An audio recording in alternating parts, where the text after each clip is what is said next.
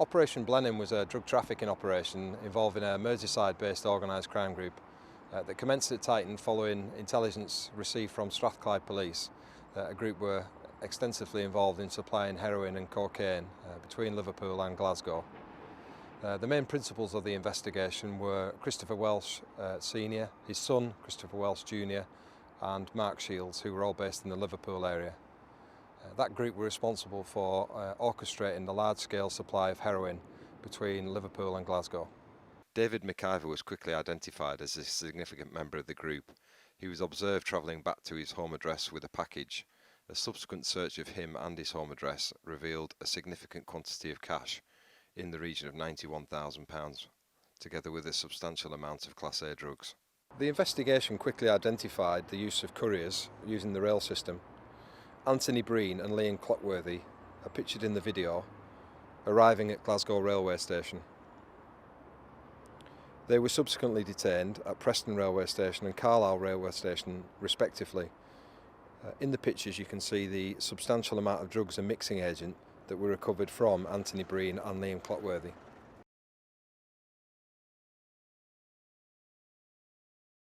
The next significant activity took place on the 28th of July when a warrant was executed at Stephen Wood's home address. A press was recovered that contained moulds that matched the size of seizures from Liam Clockworthy, notably a rectangular press and a circular press which was similar in size and dimensions to drugs that had already been recovered. The couriers by now were travelling by vehicle to Glasgow. On one such trip, John Bowles was observed meeting up with Martin Feely, who seemed to hand him a package, and then following that he received a further package from Thomas Wallace. Police observed Bowles travelling back through Cumbria where he was stopped. A subsequent search of the vehicle revealed £53,000 in cash. The money that was seized from John Bowles had two names written on the cash, Feely and Caldy.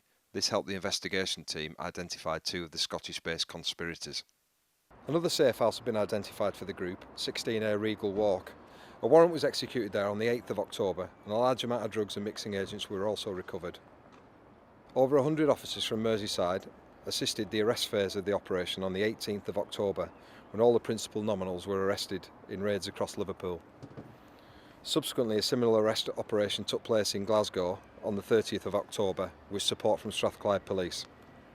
At 16 Joshua Close, the home address of Ronald Harnick, several seizures were made, including a cocaine press used to press the drugs, together with rings in the garden that appeared to match the drums of mixing agent that were recovered at other addresses. The address of Colin Harrison in Victoria Settlements, a briefcase was thrown from the premises as the police executed the warrant, which broke open on the floor. In the pictures you can see the contents, which contained a large amount of Class A drugs and mixing agents. At Stephen Tynan's house, you can see in the video large amounts of drugs and mixing agents were also recovered. The home address of Brian Woods revealed several blocks of heroin that were recovered from the premises. The investigation led to the recovery of 32 kilos of Class A drugs, 105 kilos of mixing agent, with a combined street value of £12 million. However, the investigation team were able to show a further 111 trips that the group had made between Liverpool and Glasgow.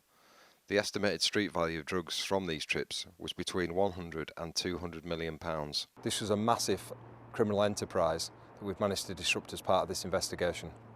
The final piece in this jigsaw is now to remove any criminal assets that this group have made from this enterprise. They were clearly making significant amounts of money. In the photograph shown you can see Christopher Welsh's wedding. He paid for all the guests to travel to Mexico. £57,000 was paid for the trip in cash, and that will form part of the proceeds of the crime investigation. Clearly the t-shirts displayed by the group indicate that Christopher Welsh believed he was Pablo Escobar. Nobody's above the law and nobody's above Tighton's investigations, and I'm very pleased that we've been able to bring him and his group to justice.